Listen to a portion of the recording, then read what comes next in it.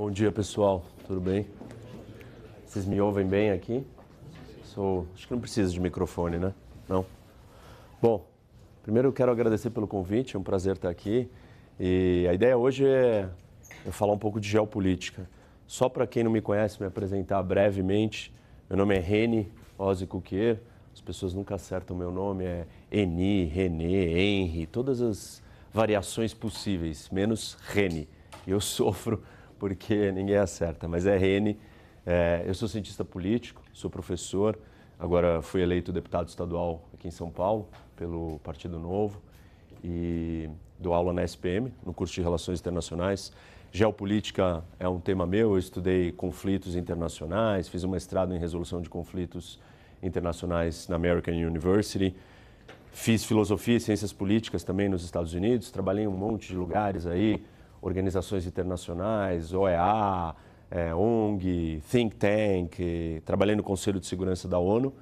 Voltei para o Brasil, dou aula, sou consultor, professor, palestrante, enfim, faço um monte de coisa. Fui secretário aqui de segurança da cidade de São Paulo e aí decidi sair candidato e fui eleito, deu muito certo. Continuo dando aula e dou vários cursos na Casa do Saber também, inclusive alguns deles ligados com geopolítica. E a ideia hoje é falar um pouco disso daqui. Pouca gente fala disso, pessoal. Pouca gente presta atenção nesse assunto. Tem um monte de tabu, alguns preconceitos com esse tema. Só que eu acho que ele traz uma visão de mundo totalmente diferente. Te coloca numa perspectiva de enxergar o mundo de um outro jeito. Bom, então vamos começar pelo básico, que é a definição. O que é geopolítica? Vamos quebrar essa palavra, né, em dois. Geo está ligado à geografia. E o que é a definição de geografia? Geografia lida com elementos fundamentais e básicos da natureza, da estrutura da Terra. Então, nós estamos falando de coisas imutáveis. Relevo, água, clima. Claro, essas coisas podem mudar? Podem. Nós temos regiões descongelando e a geografia muda em alguns lugares, mas isso não é comum, isso é raro. A gente tem uma série de pensadores aí na história do mundo que tentaram explicar o mundo desse ponto de vista, do ponto de vista da geografia e da geopolítica. Sei lá, vocês já devem ter ouvido falar muito do impacto do clima em guerras. A história da Rússia e as suas invasões e quanto que o clima foi determinante ali e fez a diferença. Mas tem várias outras explicações, desde da ordem dos rios de um país. Isso determina o quanto que ele vai se desenvolver, configuração dos oceanos, a disposição dos continentes, eu vou falar disso hoje. Qual que é a orientação do continente? Norte, sul, leste, oeste. Isso faz toda a diferença. Vamos expandir um pouco nessa história da definição, e aí nós temos que fazer uma distinção entre lugares e espaço. Não sei se vocês já pensaram sobre isso. O que é um lugar? É a localização, é o físico, é aquele ponto que você está. Cada lugar ou cada característica de um lugar cria um espaço diferente. Como assim? Essa sala tem um tamanho, tem uma temperatura, tem uma luminosidade e o ambiente que vai se criar aqui dentro tem uma característica. Se nós estivéssemos numa sala escura e com um chão torto e para você ficar em pé você precisaria de uma corda te segurando, ia criar um outro ambiente. Cada um de nós iríamos nos comportar de formas diferentes. Ou seja, o lugar cria um espaço único. Então, o lugar não é uma coisa, é só o lugar, ele tem essa característica e pronto. Ele afeta quem eu sou, como eu me relaciono com você e o que vai nascer daquele espaço. Então, essa é a distinção importante. A geografia pura é só a descrição do lugar. Só que quando a gente fala da geopolítica, é a geografia explicando como que uma sociedade vai nascer, vai interagir, vai estar próxima, vai estar junto, para onde ela vai caminhar, o que ela pensa. Então, assim, são infinitas as possibilidades de impacto aqui. Se a gente falar o que é geopolítica, assim, em uma frase, é uma teoria de relação espacial e causalidade histórica. Relação espacial com causalidade histórica, ou seja, a relação desse espaço vai ter um impacto na história, vai ter um impacto para onde eu vou, onde eu posso chegar e quem eu vou ser. Você pode dizer assim, vocês podem pensar, falar, Reni, mas A geografia ou geopolítica é muito sobre recursos. Os recursos não querem dizer nada dependendo do tabuleiro que você tiver inserido. Eu posso ter um avião cheio de dinheiro e aí eu caio numa ilha deserta. Meu avião cai lá e eu preciso comer. Aquele dinheiro tem alguma utilidade? Numa ilha deserta? Zero. Naquele contexto, o dinheiro não tem nenhuma utilidade. Os recursos, eles podem ou não ser úteis, dependendo do tabuleiro do jogo que eu tiver inserido. E o tabuleiro do jogo é a geopolítica. Por quê? A geopolítica é quantas casas tem, onde eu estou dentro dessas casas e para onde eu posso ir. Se eu estou nesse canto aqui, para cá eu não posso mais ir, que eu caio fora do tabuleiro. Se eu estou no meio, eu tenho opções de vir para cá ou para cá. Então, o lugar onde eu estou faz toda a diferença. Bom, quais são os elementos primários geográficos que a gente pode imaginar? Os mais básicos de todos: terra e água. Simples assim. Ah, não, mas a terra é plana, tem relevo, tem depressão. Terra. A água é salgada, é doce, é rasa, é funda. Água. Os dois elementos primários da geopolítica são terra e água. E dependendo de onde você estiver inserido, você vai ter uma característica. Se você for uma sociedade orientada para o mar, ou seja, para a água, numa costa, você vai ter um tipo de valor, um tipo de acesso. Agora, se você viver aqui, no meio dessas montanhas, por acaso é o Afeganistão, você não vai ter trocas. É difícil chegar lá. Você tem uma tendência a ser uma sociedade o quê? Mais tradicional, mais conservadora, com múltiplas etnias que não se misturam. Por que não se misturam? Porque eu estou lá em cima. Para eu chegar aí do outro lado para falar com você é difícil. Agora, se eu sou uma cidade costeira, né? Se eu estou ali próximo, eu provavelmente vou ser mais aberto, vou ter mais comércio, eu vou ser mais liberal, mais livre, eu vou ter mais trocas, eu vou receber informações diferentes que eu não fazia ideia que existiam. Então, esses dois elementos vão dizer muito sobre como um país se desenvolve. Tem vários outros elementos secundários, aí a gente pode falar, por exemplo, do tamanho. E o Morgenthau, que é um dos pensadores aí, de relações internacionais, ciência política, ele vira e fala assim, imagina o seguinte, né? Ao invés do conquistador engolir o território e ganhar força, o território engole o conquistador. Se você é muito grande, se você é a Rússia, você pode se dar o luxo do quê? Quem entra dentro do seu território, você faz o que com ele? Você engole ele. É muito difícil de alguém te engolir, de te conquistar, de te dominar. O tamanho vai dizer se você é fraco, vulnerável ou se você é gigante. Se você é gigante é mais fácil, se você é pequeno, mais fácil um grande chegar e vai te incorporando, englobando e acabou, você deixa de existir. Outro ponto importante são as fronteiras. Tem uma diferença gigantesca entre você ser a Rússia, com fronteiras com dezenas de países, e você ser os Estados Unidos. Você só tem 2 fronteiras, com 2 países. Será que isso vai determinar o seu nível de insegurança, o seu nível de tensão, o seu nível de ameaças? Claro.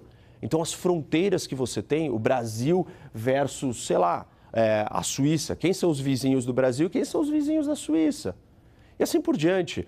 Você está no Oriente Médio, quantas fronteiras você tem? Quantos lugares você tem que se preocupar que você vai ter perigos ou ameaças? A localização, né? Aí o que eu falei para vocês, você pode ser um país de orientação marítima, você vai tender a ser um país com espaço ao comércio, à navegação, ou seja, você vai trocar com o mundo. Qual é o ponto de conexão aqui no mundo? Os oceanos. Se você não tem acesso ao mar, a dificuldade de você acessar outras culturas, comercializar, é muito maior. Ou você vai ser uma sociedade terrestre, de orientação terrestre. E aí, todas as características ligadas com isso vêm junto. Vou falar mais um pouco disso, talvez fique claro. A política externa de um país, ela é determinada pelo seu tamanho. E países muito pequenos, eles normalmente têm 2 posturas. Ou eles são muito pacifistas, apaziguadores, por quê? Eu sou pequeno, eu não posso brigar com ninguém. Ou eu tenho que ser muito duro, firme, rígido, até assertivo, para garantir que eu vou sobreviver, porque eu sou pequeno. Então, se a gente olhar para a postura de Israel e da Suíça, 2 países muito pequenos, são muito parecidos. Apesar de todo mundo achar que a Suíça é um país neutro, pacifista, não sei se vocês sabem, mas toda a população suíça vai para o exército. A Suíça é um país preparado para uma guerra. Se você entrar na Suíça, você vai lutar com quem? todo mundo. Ou seja, então não é um país tão pacifista, mas isso mostra a tese de que o seu tamanho vai determinar o seu comportamento.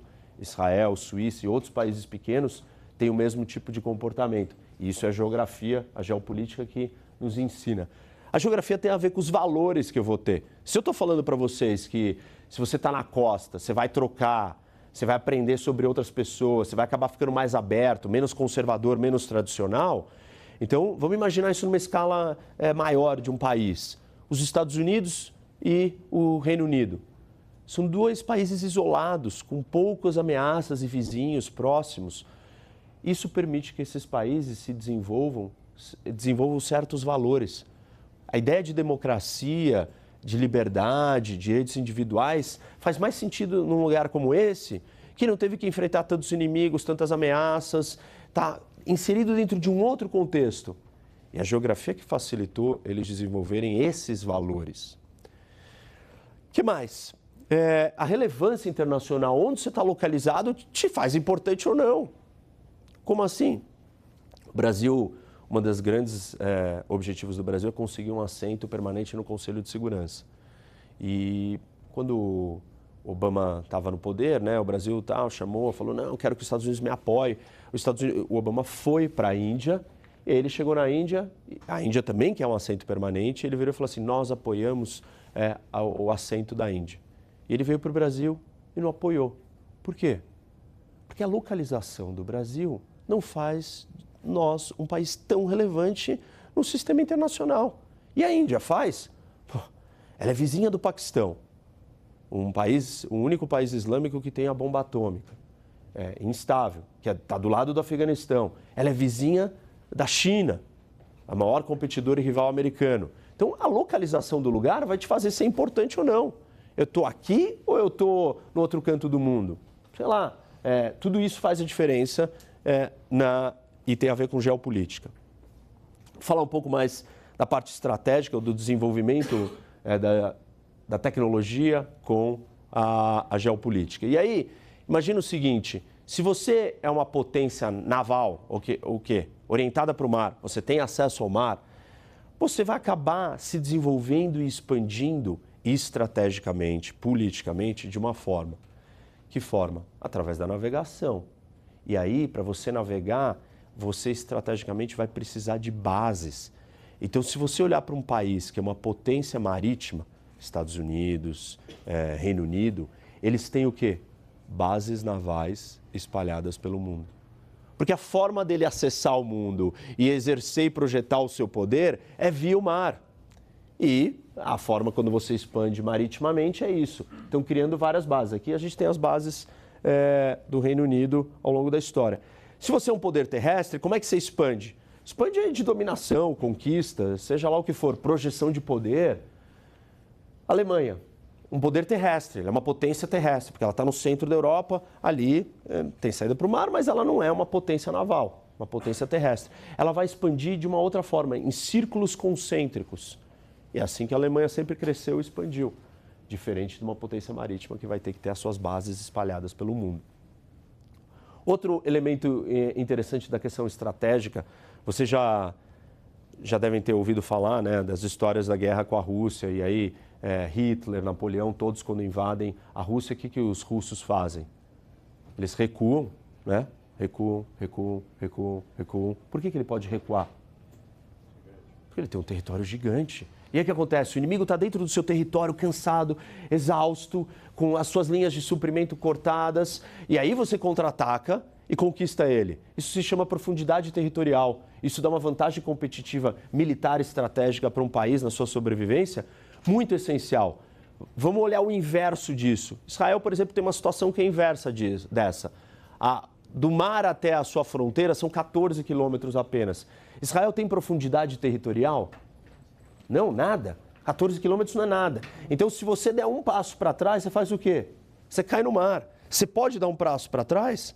Não, você não pode. Isso vai moldar, gente, a forma como você vai se comportar. A geografia está moldando o seu pensamento estratégico. E o pensamento estratégico israelense é o quê? Eu preciso agir antes que o outro haja. Por quê? Não dá tempo, eu não posso recuar.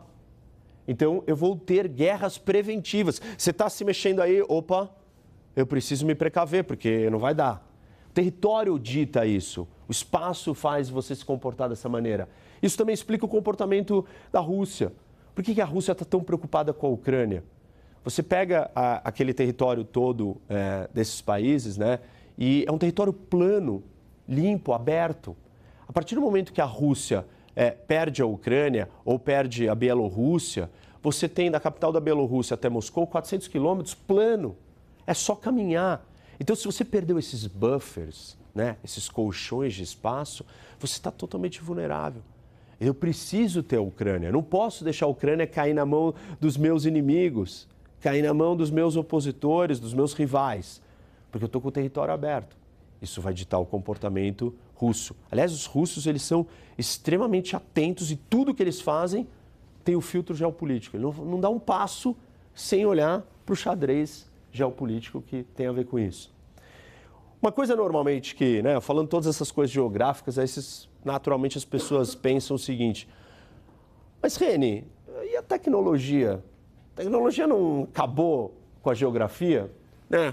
E assim, você pensa nessa cena aqui, um avião americano que viaja mais de 80 mil quilômetros, sai do centro dos Estados Unidos e vai para o Afeganistão bombardear o Afeganistão. E ele tem a capacidade de reabastecer no ar. Faz diferença a geografia? A tecnologia já não acabou com a geografia? Não. Por que não? Porque esse avião vai precisar pousar. Você não consegue manter essa estrutura de combate, por exemplo, nesse exemplo aqui, de você ficar voando. Você precisa de um aeroporto para pousar. E onde vai estar esse aeroporto? Tem que estar no país do lado do Afeganistão. Então eu preciso ainda do espaço. Você vai falar, mas a gente evoluiu tanto, o mundo inteiro está interconectado. Interconectado para falar. Você ainda demora 12 horas para sair daqui para chegar em Paris.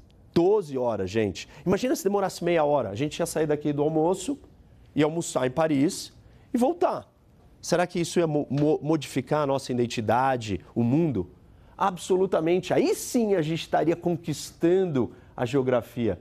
Isso não aconteceu.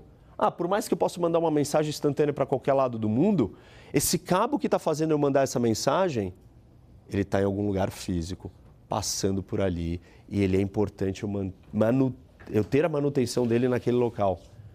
Cabos submarinos de conexão, de comunicação. Ou seja, é uma ideia falsa achar que a tecnologia venceu a geografia.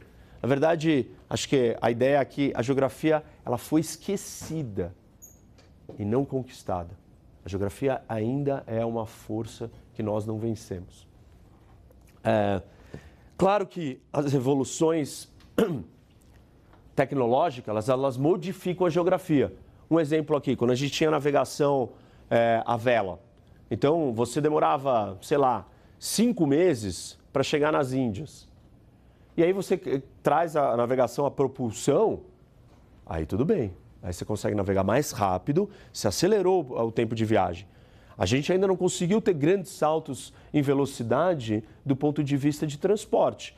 Nessa época a gente teve propulsão à vela versus propulsão mecânica, aí sim. Então, aqui a gente pode ver um exemplo desse, como a tecnologia ajudou a conquistar um pouco da geografia. Só para vocês terem uma noção, se você queria vir para o Brasil, você tinha que pegar o vento, aí o vento te levava para quase ali para a Inglaterra, para norte da Europa, aí você fazia a curva ali, pegava o vento e descia para vir para o Brasil. Você não podia vir direto para cá. Para onde que está o vento? Agora não. Óbvio que você pega, né, uma propulsão, você vai no caminho mais curto. Então, nesse sentido, fez a diferença e ajudou. Só que aí, não é que se conquistou a geografia, porque vai aparecer um outro elemento geográfico. Por exemplo, você criou a propulsão a motor, né? Você criou os motores e aí o navio precisa do que agora? Abastecer. E aí ele precisa ter as bases para se abastecer com o carvão. E quando os ingleses inventaram isso, né, ou começaram a usar isso numa escala maior, aqui são os pontos espalhados pelo mundo que ele precisava para abastecer os seus navios. Então, supostamente, você se livrou de um elemento geográfico, só que você ganhou outros.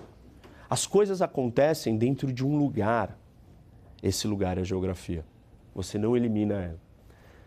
Bom, talvez uma área que tenha a ver com o que vocês estudam e que muitas vezes passa desapercebido, que é a importância da geografia na economia e no desenvolvimento econômico. E quando você tenta falar sobre isso, tem uma resistência absurda e um preconceito. Fala, que absurdo, como é que você vai falar disso? E o Banco Interamericano de Desenvolvimento, o BID, trouxe no ano 2000 um relatório sobre desenvolvimento na América Latina e ele citou o elemento geográfico como um entrave ao desenvolvimento da região. Como que a mídia respondeu a isso? Que absurdo, que teoria antiquada, determinista. Porque se você vira e fala assim, ó, não dá para você se desenvolver porque você tem essa geografia, o que você faz? Você fala, então você está dizendo que eu não vou me desenvolver nunca? As pessoas não gostam disso, elas resistem a essa ideia, mas não dá para você eliminar esse fator. E a gente tem que pensar nele e aceitar, entender onde que está o obstáculo para aí sim conseguir bater. Se a gente pensar em globalização é uma conexão de trocas e comércio no mundo. O que é o mundo? Onde que eu estou nesse mapa da globalização? É geográfico essa discussão. Ou quem que eu acesso, com quem que eu troco? Eu tenho acesso ao mar ou não? Isso vai fazer muita diferença. Eu estou próximo de uma grande potência produtora? O que eu produzo, a matéria-prima vem de um país que é meu vizinho ou vem de um país do outro lado do planeta? Percebe? De novo, a geografia está dentro de tudo isso. Tem elementos ainda mais graves, assim, ou mais importantes no desenvolvimento econômico, e um deles é o clima. Vocês já devem ter ouvido falar sobre isso. E aí nós, esse daqui é um mapa de clima do mundo. E nós temos, basicamente, alguns climas predominantes, ou mais importantes, relevantes para o nosso entendimento geopolítico, que é o tropical e o temperado. Olha o nome. Temperado, o nome já diz. Ele é o quê? Quando uma coisa é temperada, é o quê? Equilibrada, não é? Quando o clima temperado, você tem quantas estações do ano? 4. E o clima tropical? 2. A seca e a molhada, né? Você tem a chuva ou não chuva. E aí, quando a gente olha para a questão do clima, nós podemos ver o seguinte. Os países temperados são países mais desenvolvidos e se a gente olhar para a variação interna dentro de cada país, da sua posição de clima, isso vai fazer a diferença no seu desenvolvimento econômico. Por que isso? Na verdade, a gente poderia falar que existe um fato aí empírico que mostra que países tropicais não se desenvolveram ainda, não são desenvolvidos. Nós não temos nenhum país tropical desenvolvido. Não, que absurdo, não é possível. Mas é real. A Austrália aqui, você só pega a pontinha de cima. Por que isso? O que o clima tem a ver com o desenvolvimento econômico? O que vocês acham? Me deem fatores que por que isso pode afetar o desenvolvimento. Como? Se está calor, eu não vou sair de casa. Perfeito. Físico, biológico. O que te afeta culturalmente? Primeiro, você olha para aquele dia lindo, aquela praia maravilhosa, e você olha para um livro do Nietzsche. Não é bem apropriado, né? Eu vou ficar aqui dentro de casa lendo Nietzsche, ou eu vou para a praia? Então tem um elemento cultural ali, de óbvio, né? Tem um outro elemento biológico, que é o quê? Você fica transpirando, você perde energia, você fica cansado. A sua produtividade é afetada nesse sentido. Fala. Também eu já li que no caso da América, tem o paper do Sokolov, que ele fala que o fato da América Latina, principalmente da Central, serem propícias para plantation, fez com que você gerasse uma desigualdade de renda, em que as pessoas que tinham essa forma é maior, e isso contribuiu para instituições mais que ajudassem algumas elites das plantations, enquanto o norte, que é mais frio, você não tem isso, tinha pequena propriedade. Isso. Então, nesse sentido, também deu uma diferença que depois se refletiu nas instituições. Por que precisava ter uma grande propriedade aqui? Porque você chega nesse território aqui, é só o quê? Floresta densa, infraestrutura difícil, geografia difícil, você limpar essa terra para começar a cultivar, é uma outra história. Você consegue fazer isso sozinho? Não, é labor intensive. Você precisa trazer muita mão de obra. Não é por acaso que o Brasil é o último país a abolir com a escravidão. E as nossas culturas que cresciam aqui eram o quê? Você pega uma cana, corta, seca. Quantas pessoas precisam trabalhar naquilo? Banana, você tem que tirar. Agora você pega o saco de trigo e joga, é muito mais simples. Então, a cultura que dá aqui, né, agrícola, claro, hoje nós temos alguns desenvolvimentos tecnológicos que mudaram um pouco disso. Mas vai mexer no tipo de realidade que vai ter econômica do ponto de vista agrícola. Tem outros fatores mais importantes aqui nessa questão dos trópicos. Se a gente olhar dentro do próprio Brasil, onde que estão as regiões mais desenvolvidas? No sul, que o clima é o quê? Menos tropical, mais subtropical, mais ameno. Você pode olhar dentro da Europa. Onde é que estão quais são os países mais desenvolvidos da Europa? No norte ou no sul? No norte.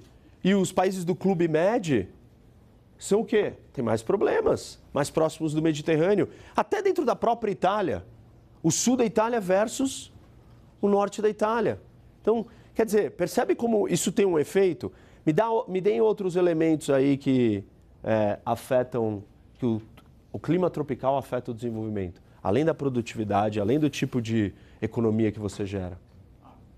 O clima, quando é temperado, eu acho que exige uma certa infraestrutura, até para o ser humano conseguir viver num lugar desses. É um incentivo para o desenvolvimento. A história, né, da cigarra, da formiga, você tem que, você vai estar frio depois, o que você faz? O outro você relaxa um pouco mais. Esse é um elemento talvez mais psicológico, comportamental, cultural. Que mais? Me dá mais alguma coisa muito forte que atrapalha muito o desenvolvimento de um país dentro de um clima tropical. O que mais vocês pensariam? Fala. Eu acho que dá para fazer uma correlação que os países tropicais são mais, assim, mais sentimentais nesse sentido, sabe?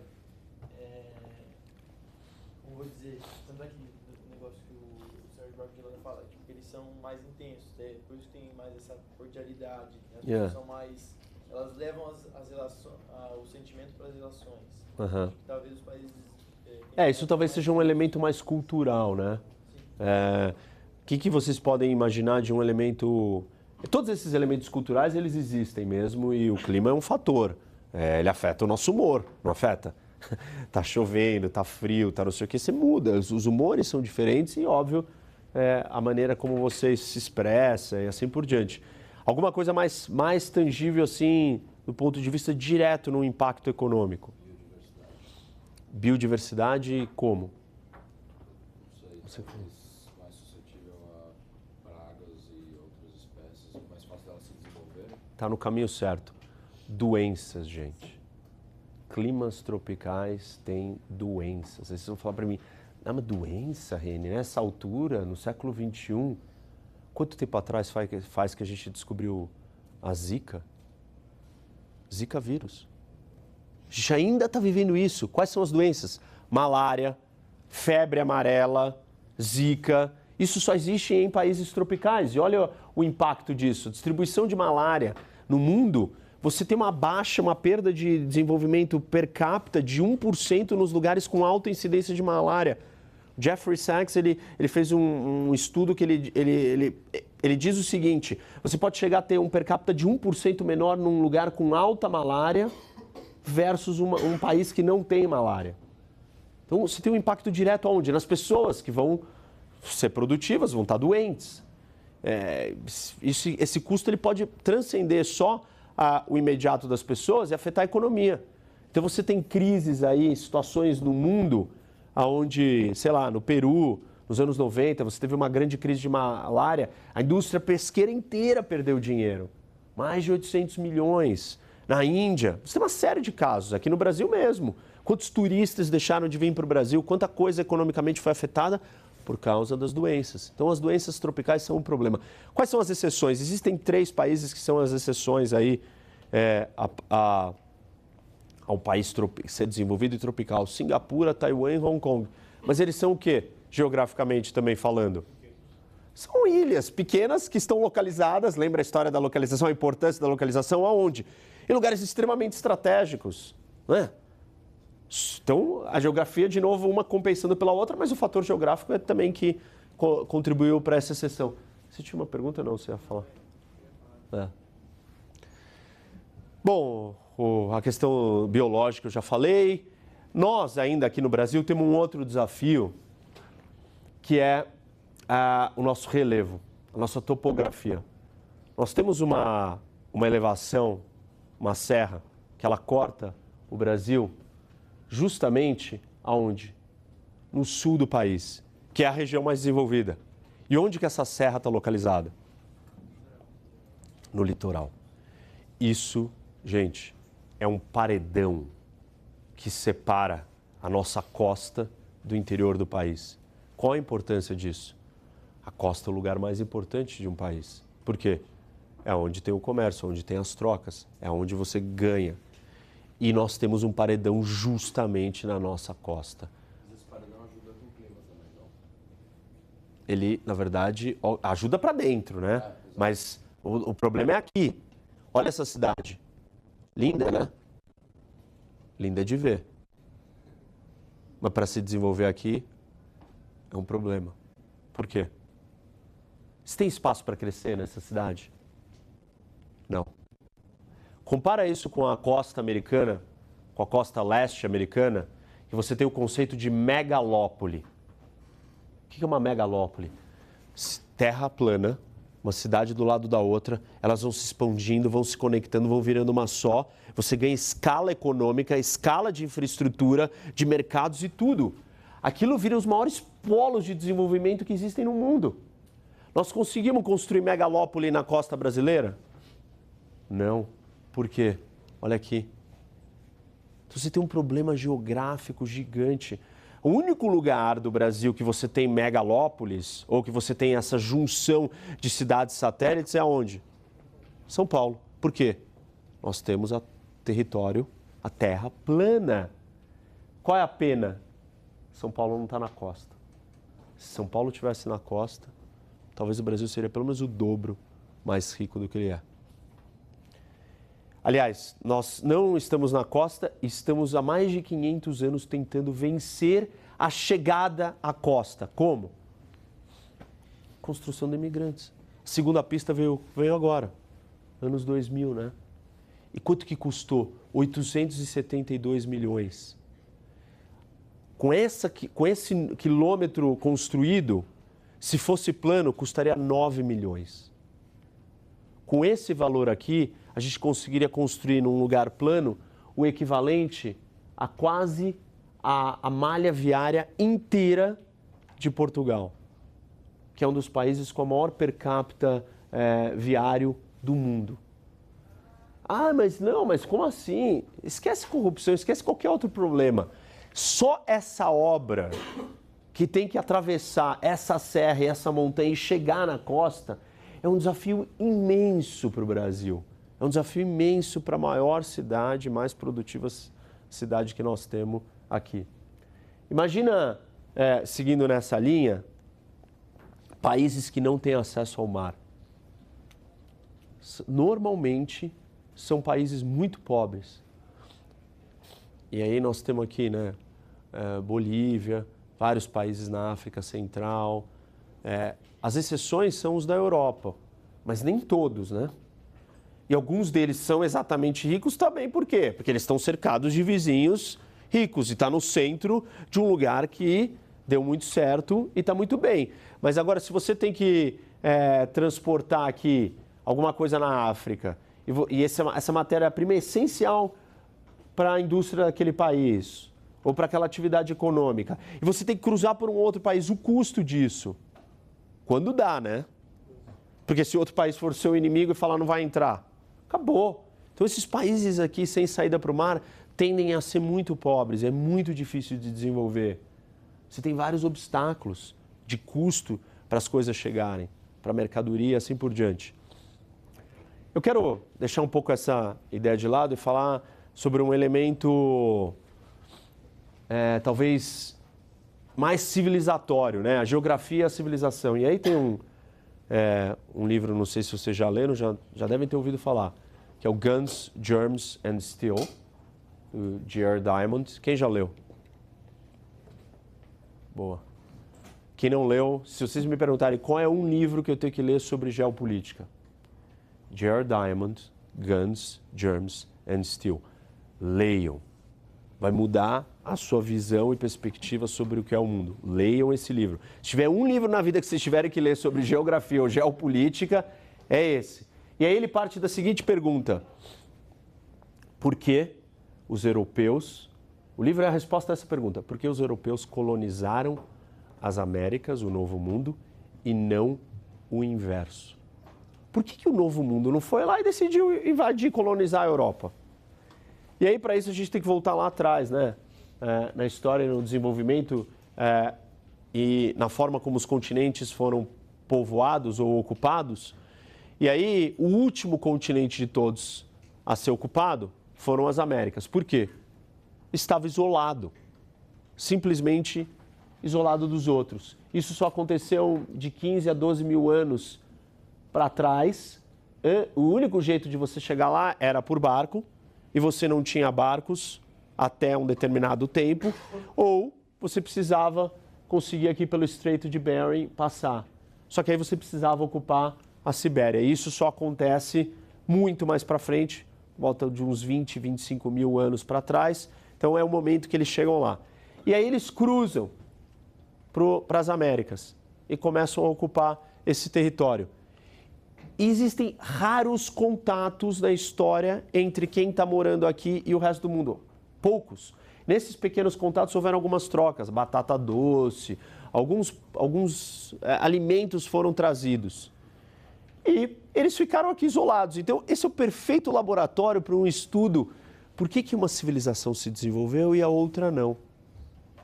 E essa resposta que ele tenta fazer. O encontro dessas civilizações acontece em 1532, né? Pizarro e o imperador Inca se encontram. E aí o que acontece nesse momento? Uma destruição total, uma vitória absoluta de alguém. Quem? Os espanhóis. E a pergunta é, por que isso aconteceu? Os espanhóis tinham só 168 soldados e os incas tinham 80 mil soldados. Como é que eles foram destruídos e dizimados e dominados tão facilmente? Simplesmente tecnologia superior, informação, conhecimento, ou mais longe. A pergunta é, por que os espanhóis estavam lá e não os outros do outro lado? Porque os espanhóis tinham a capacidade de navegar, porque eles tinham desenvolvido o conhecimento, eles tinham codificado isso, eles tinham escrito, eles estavam em um outro estágio. E aí nós vamos ter que entender por que eles estavam nesse estágio. Bom, uma das explicações, né, do Diamond é o papel do alimento. E aí quando a gente olha para a estrutura da sociedade, do ser humano, assim, no seu movimento inicial, você tem o caçador-coletor versus a agricultura. Quando você desenvolve a agricultura, o que você começa a fazer? Você começa a ganhar alimento a mais, comida excedente. Você começa a armazenar, vai sobrar comida. Se você não precisa ficar caçando e coletando comida em outro lugar, você fica num lugar fixo. Quando você está num lugar fixo e tem comida, começa a crescer o quê? A população. Não tem que estar o tempo inteiro, não tem comida, não vai dar. Agora você começa a criar uma sociedade mais estruturada. Com essa sociedade maior, um monte de atividades diferentes vão nascendo. Não precisa ficar todo mundo preocupado em caçar. Você caça, ele estuda, o outro faz outra coisa, e assim por diante. Com isso, vão nascendo unidades políticas, sociedades complexas. Com essas sociedades complexas, você começa a taxar as pessoas, e aí você consegue criar um exército profissional. E daí, então, você vai seguindo até o império. Mas isso começa com os alimentos, lá atrás. Não é só os alimentos que têm esse papel importante aí na história, mas os animais também. E no começo, você não domestica os animais. Aí as primeiras civilizações começam a domesticar os animais. Esses animais, eles são usados para alimento, para fertilizante, roupa, transporte, terra, veículo militar. Trazem doenças, sim, mas eles são geradores de desenvolvimento. E os povos que estão em contato há mais tempo com os animais, eles vão aprendendo a conviver com eles. Os outros que chegam nas Américas não têm os grandes animais domesticáveis. Por que não tem? Porque quando você chega lá, você confronta e mata todos os animais. E no resto do mundo, onde não teve esse encontro, quando você já estava um pouco mais desenvolvido, você vai convivendo com ele até que você aprende uma forma de domesticá-lo. Talvez isso fique mais claro aqui. Ou seja, a teoria final do Diamond é o seguinte, gente. Os espanhóis chegaram nas Américas e dominaram o Novo Mundo pela orientação do eixo do continente. Ou seja, a disposição de um continente ser orientado norte-sul, leste-oeste, vai determinar se você vai ser mais ou menos desenvolvido. Como assim? Olha isso daqui. Olha para as Américas. Elas têm um formato do quê? Vertical, né? Elas são muito mais finas e compridas, certo? E a Eurásia? Horizontal, não é? Ela é mais achatada e larga. Que diferença que isso faz? Que diferença que vocês acham que isso faz? Você não está andando muito entre os climas da Eurásia, né? Isso, exatamente isso. Se você está em Lisboa ou está em Tóquio, você está no mesmo quê? Na mesma faixa de clima. O que significa isso? Um alimento que funciona aqui, ele funciona aqui. Um animal uma coisa que eu usei aqui, ela vai servir aqui. Então, existe uma troca de muitos, centenas e centenas de anos que acontece nessa faixa. E você pega uma coisa que tem aqui, ela não vai funcionar aqui. Então, você perde. Essa é a área do mundo que vai se desenvolver mais e mais rapidamente. Então, olha que loucura. Uma simples explicação do eixo do continente vai dizer se você vai ser mais ou menos desenvolvido. Ele coloca, se a gente puder fazer um resumo, né, da estrutura da explicação do Diamond, é o seguinte. O primeiro fator aqui, derradeiro, é o eixo de orientação, leste-oeste. Depois isso vai gerar uma facilidade das espécies se espalharem. A espécie se espalhou, isso vai me gerar o quê?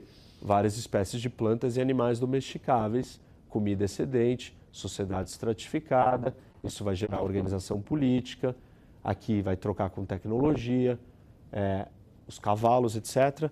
E no final das contas, você vai ter mais ferramentas e vai estar à frente e você vai dominando os outros. Interessante. Ele conta isso nos mínimos detalhes, vale muito a pena. Leiam, se vocês puderem. Eu quero falar de uma última coisa e a gente abre para perguntas. Nem sei como é que está meu tempo.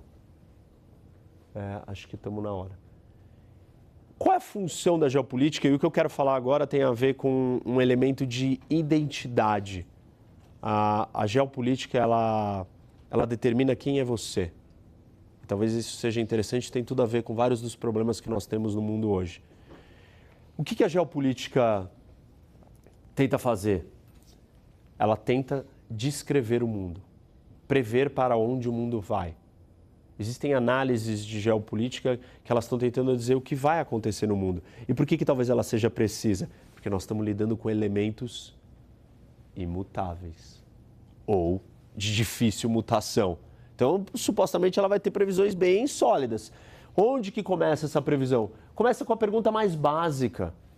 E aí, a pergunta mais básica é: o que é o ser humano e de onde ele vem? O ser humano, ele nasce e morre. E quando ele nasce, ele precisa do quê? De cuidados. Ele não consegue caminhar sozinho, não consegue se alimentar sozinho, ele precisa de alguém que cuide dele. Os recém-nascidos precisam ser cuidados por quem? Pelas famílias, obviamente. Até 5 anos ele não consegue fazer quase que nada sozinho.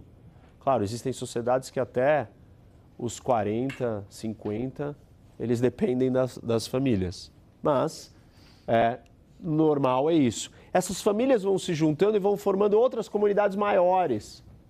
Tá bom, ok. Mas aí a pergunta que vem é: com quem que eu vou me aliar? Com quem que a minha família vai se aliar? Essa pergunta só existe em abstrato, porque na prática ela é óbvia. Com quem que você vai se aliar? Com aqueles que são do seu sangue, com aqueles que são da sua família estendida. E aí a gente entra naquilo que vai forçar ou vai levar a gente a se aliar com aqueles. E nesse caso é o amor. Você vai se aliar com aqueles que são do seu sangue, que você ama. Por que você ama eles? Porque você tem uma ligação. Então, só que, quais são os tipos ou as formas de eu olhar para essa conexão com o outro? Tem 2 tipos de amor, gente. O amor herdado e o amor adquirido. Qual que é o amor herdado? É o do sangue, é o da minha família, é o dos seus pais, é o dos seus tios, é o dos seus primos. Então eu vou me aliar com eles. Só que existe um outro amor que surge no mundo e que ele contesta esse amor que eu ganhei, que é o amor que eu escolhi. E se eu escolhi gostar de outra pessoa e quiser me aliar com outros ali? É sua escolha, mas eu vou ter que contrapor esse amor da minha escolha pessoal com o amor do que eu ganhei, do que eu tenho no meu sangue. Então, você tem uma divisão aí entre amor herdado e amor adquirido que vai ditar muito do que está acontecendo no mundo hoje. Essa história ela é simbolizada pela obra mais importante de Shakespeare, Romeu e Julieta. Qual que é a história de Romeu e Julieta?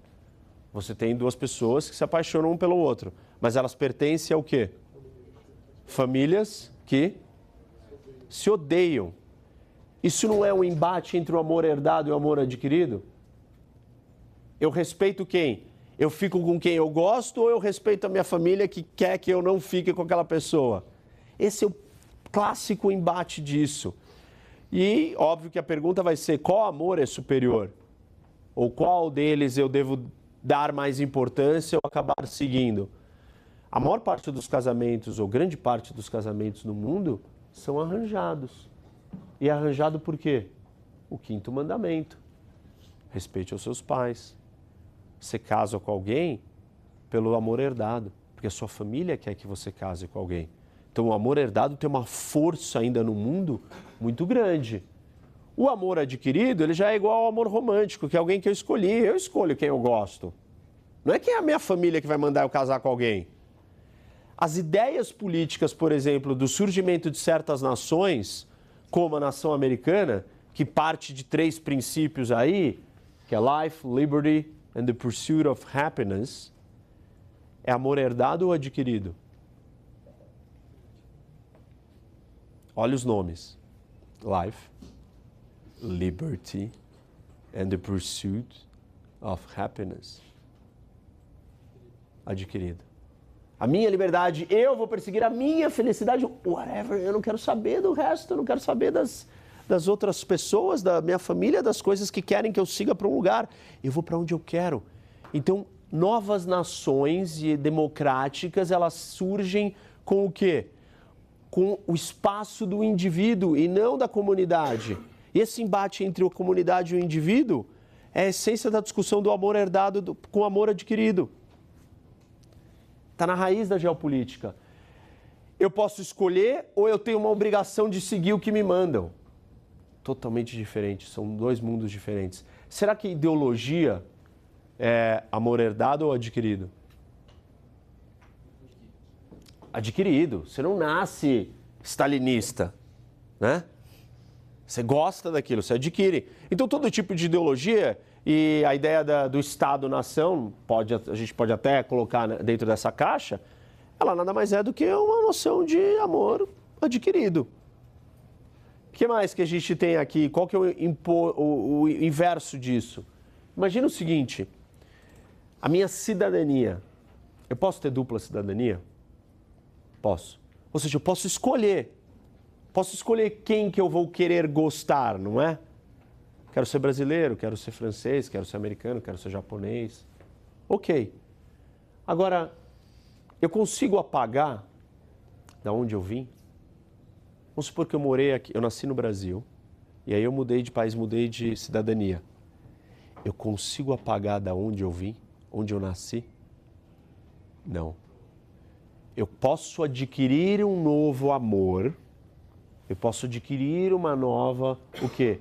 cidadania, mas o lugar de onde eu vim, eu não apago. A minha relação com a República Federativa do Brasil, ela é racional, complicada, problemática, irritante. Eu tenho críticas, me incomoda. Ela é diferente da minha relação com o Brasil terra, o lugar de onde eu vim. O lugar de onde eu vim, ele é mais automático, ele é instantâneo, Cara, eu sou daqui, eu amo isso daqui, eu não consigo apagar quem eu sou. Percebem a diferença aqui? O Brasil é natural, emotivo, é permanente. A outra é racional e eletiva. Não aguento mais o Brasil, todo saco cheio disso daqui, o Brasil não funciona. Mas eu sou brasileiro, eu não vou apagar isso, eu não vou tirar. Posso mudar de lugar, mas da onde eu vim, o amor herdado está preso comigo. Então vamos olhar para as duas sociedades que nascem desses dois conceitos. De um lado nós temos as sociedades tradicionais, que são quem? Monárquicas. Como é que eu chego no poder? Como é que eu me mantenho no poder? De acordo com o sangue. Eu herdei aquilo. Essa sociedade aqui, ela é autêntica e autoexpressão. Por que é autêntica? Pô, é natural e autêntico eu amar meu pai, minha mãe. É comum isso, é básico. Não é uma coisa que eu tenho que pensar, será que eu amo eles ou não? É autêntico, é espontâneo. Então, é uma sociedade mais autêntica nesse sentido. A autoridade, ela é hereditária. Tem um destino aqui. Por quê? Quem eu vou ser depende dessa história hereditária. Que posição que eu estou nessa sociedade? Uma sociedade de castas. Ela é totalmente herdada. Ela é mais natural. Por que é natural? Porque isso que eu falei, você não precisa ficar pensando, escolhendo. E ela fala de nacionalismo. E é da sua terra. Aqui é importante. O oposto disso é o amor adquirido, e aí são as sociedades liberais, democráticas. Elas são construídas, é acidental, não é uma coisa natural. Já somos aqui desse grupo, dessa família. O que mais que tem de diferente nela? Ela é meritocrática, não é hereditária. Eu sei quem eu sou quando eu nasci, mas eu não sei quem eu vou ser no final. Posso ser qualquer coisa, eu escolho, eu sou livre. E posso dar certo ou não. Então tem um elemento aqui de incerteza no meu futuro gigante. Ela é menos natural e ela fala não de nacionalismo, mas de universalismo. Por um acaso, não é exatamente o embate entre esses dois mundos que nós estamos assistindo? A força globalizante versus o quê? Forças nacionalistas. A força de eu reforçar a minha identidade familiar, religiosa, versus a minha identidade cosmopolita, global, sou do mundo, universal. Exatamente esse é o embate do mundo hoje. Qual dessas dois amores é que vão prevalecer? O herdado ou o adquirido? Dá para eles andarem juntos? Mais ou menos. A gente não está vendo o ressurgimento do nacionalismo? Nós não estamos vendo o ressurgimento das religiões? Mas, ao mesmo tempo, a gente não está num mundo hiperglobalizado, que todo mundo fala com todo mundo e não tem essa, e tem coisas universais. São duas forças. E cada uma está puxando para um lado. Qual que vai vencer? Não sabemos. Mas esse embate vai sempre existir. Você não consegue apagar quem é você. Em última instância, você vai remeter e vai voltar para isso daqui. Bom, gente, vou parar por aqui. Obrigado e vamos abrir para perguntas que é mais interessante. Vai, Matheus. E aí? Vamos lá. Bem, eu achei muito interessante a apresentação, mas como economista isso tem que gerar alguns desconfortos, né? Claro. Ainda mais que a teoria de desenvolvimento econômico está na ponta, é a questão institucional, né? Então você pega até o A Nation's Fail, ele vai pegando cada ponto que ele falou, considerando que isso não é relevante, né? Você pega, por exemplo, Coreia do Norte, Coreia do Sul, você tem um experimento natural claro ali, que é a questão institucional. Sim. Além de vários ali que o Acemoglu apresenta. Entrando ali, por exemplo, no ponto da imigrantes, né? Vamos quebrar, deixa eu só falar já desse exemplo da Coreia do Norte e do Sul. Por exemplo, é institucional, mas uma segue uma instituição e outra segue outra instituição, por quê? Por causa de um jogo geopolítico maior. Então você volta para a geografia da escala global. Sim, eu acho que elas são bem complementares, né? Acho que elas são excludentes. Mas o quanto, só nessa parte aí do clima, que eu acho que é a que mais gera desconforto no economista. Uhum. Só pra gente ir direto, o quanto você acha que na questão institucional sobrepõe a questão geográfica e tudo que foi apresentado? Eu vou, assim, ciências sociais. Então, não tem relação fixa de causa e efeito.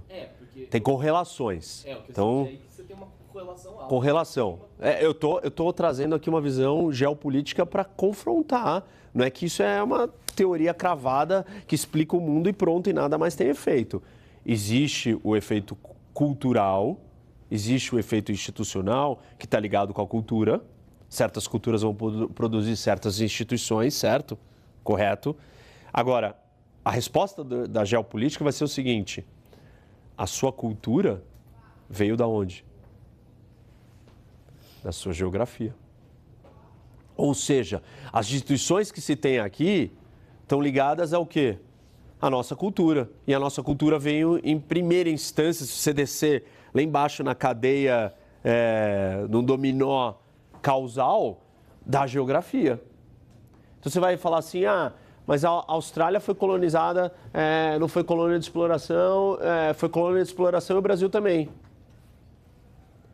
A Austrália se desenvolveu, o Brasil não. Você vai falar, mas é porque foi pelos ingleses e não pelos portugueses. O geopolítico vai virar e falar assim, não, porque ele era um país que não era tropical e vocês eram um país tropical. E aí, portugueses ou ingleses, e uma das grandes perguntas que se faz por exemplo, do ponto de vista olhando o desenvolvimento americano. No começo, isso. Qualquer povo que você colocasse ali, naquela terra, com aquela condição, eles seriam quem eles são. Teorias culturais vão dizer não. Certos valores que eles foram desenvolvidos vão levar a certas instituições. Eu vou dizer, defendendo a geopolítica, não que isso é uma verdade absoluta, mas eu vou dizer o seguinte, mas essa cultura que você tem veio porque lá atrás você começou num clima X, numa realidade, num lugar, que você perdeu o começo, que eu virei e falei assim, lugares específicos criam espaços específicos. O lugar vai criar o espaço, e o espaço vai determinar quem é você. Essa sala ser com esse pé direito, com esse ar-condicionado, confortável, é diferente se a gente estivesse numa sala escura, com uma gritaria, você não ia ser a mesma pessoa e o espaço de convivência aqui não ia ser o mesmo. Então a geopolítica vai na coisa primária. Uns 2 passos antes de chegar nas instituições, então. Isso. Antes, e vai dizer que ela determinou as instituições, e vai dizer que as instituições são reforçadas por essa cultura. E essa cultura, se você quiser ir lá na raiz que nem o J.R. Diamond, e cavando, tá bom, qual foi o elemento que fez a Espanha chegar no Novo Mundo e não o inverso? Ele vai lá e fala assim, porque o continente era assim e não assim. Você fala, nossa, essa é a resposta. Espero que a gente supere institucionalmente. O meu exemplo é o seguinte, nós estamos numa corrida de desenvolvimento, foi dada a largada, e aí todo mundo largou do mesmo lugar. Os americanos largaram de moto e nós descalço. Nós estamos de moto agora, eles estão de nave espacial. Uma hora nós vamos chegar? Podemos, mas tem uma vantagem. Não quer dizer que você está fadado à tecnologia, investimento, às transformações culturais, não sei o quê. Você vai se adequando. Mas aí eu te pergunto, olha para exemplos de nações muito mais antigas que a nossa. A Itália. Ela superou a sua característica cultural. As instituições italianas se transformaram e viraram as instituições alemãs? Não, né? Senão a coisa teria mudado. Então, qual é a força? Até que momento você consegue apagar o elemento do amor herdado? De quem você é, de onde você veio e como que isso faz você ser quem você é? Como que é o italiano e como que é o sueco? Tem diferença? Claro que tem. Nascem instituições diferentes nesses 2 lugares. O que mais? Outras. Você falou do amor herdado, do amor adquirido. Uhum. por exemplo, na Europa, assim, de políticas que eram monárquicas antes e agora são democráticas. Que ponto a geopolítica mudou essa influência, assim, de mudar do amor ligado para o amor adquirido, e agora parece que o amor ligado ele está voltando um pouco mais do, sei lá, nacionalismo, extremismo, agora. Que pontos que a geopolítica... Eles são monarquias constitucionalistas, várias delas, né? Ou seja, eles se adequaram um pouco, mas eles ainda têm valores ligados à outra.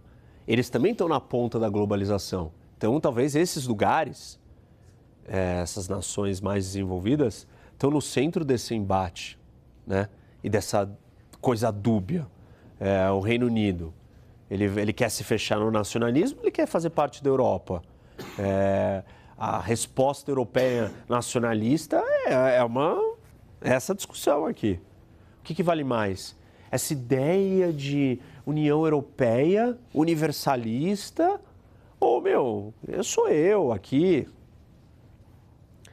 Percebe? A gente tem uma noção de que não, a globalização é o caminho inevitável. Não é inevitável. A maior parte do mundo é conservadora e ligada ao quê? A raízes do lugar da onde você veio. Talvez São Paulo tenha muito mais em comum com Nova York e Londres do que com várias outras cidades do estado de São Paulo. E vice-versa, cidades menores americanas, entre elas e Nova York, do que nós com eles.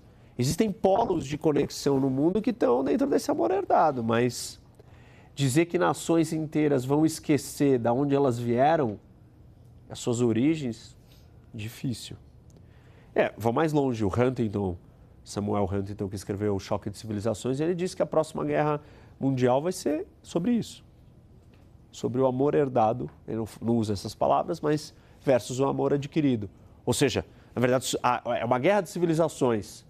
Civilizações que pensam de um jeito versus outra. Aí ele vai numa escala mais longe, porque ele coloca a civilização ocidental, que eu colocaria embaixo do amor adquirido, e a civilização islâmica do amor herdado. Muito mais tradicional ainda que a nossa ocidental, com fluxos vindo para cá. Então, sei lá, e é o que a gente está assistindo. Difícil dizer, né? O que mais? Meu nome é Henrico. Fala, Henrico. E quando você estava falando sobre a Europa, sobre a relação da Europa e da Ásia, que a Europa não se desenvolveu mais de antes, veio na minha cabeça sobre a África. Tá. A África, bem no primórdio, assim, que a civilização, a humanidade em si, como o Homo sapiens começou lá. E aí que foi expandindo para o mundo. E eu pensei, por que a África não foi na Europa? Tirando o negócio que você mostrou. Esse é um. Qual é o outro? Qual é o clima da África? E tem várias outras questões geográficas que ajudam a explicar a dificuldade da África de se desenvolver. Desde da separação que essa geografia causa com várias etnias, vários grupos diversos ali que causam conflitos e choques, falta uniformidade, até realidades pontuais em cada país geográfica, mas você tem lá em cima o quê? Um deserto, depois um tropical forte, e aí lá mais para baixo já está um pouco mais desenvolvido, mais ameno. Fora a orientação do eixo do continente. Então, sei lá, tem muitas explicações, não é uma coisa matemática, né? Mas você tem hipóteses, você olha e elas fazem sentido. Então, E o Oriente Médio também é mais climático?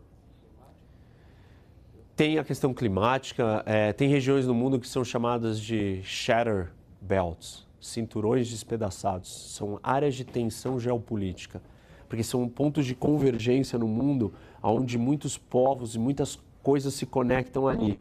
E esses lugares são muito instáveis. A África subsaariana era um desses pontos, deixou de ser. Mas o Oriente Médio é um dos shatter belts, o único que sobrou intacto ainda no mundo. É um lugar de conexão do Ocidente com o Oriente, com uma geografia difícil, com muitas etnias. É uma receita para instabilidade e problema. Pô, fica perto, estou aberto a perguntas, dúvidas, espero voltar aqui. Quiserem marcar outra, é só organizar. Foi um prazer, valeu e estou à disposição.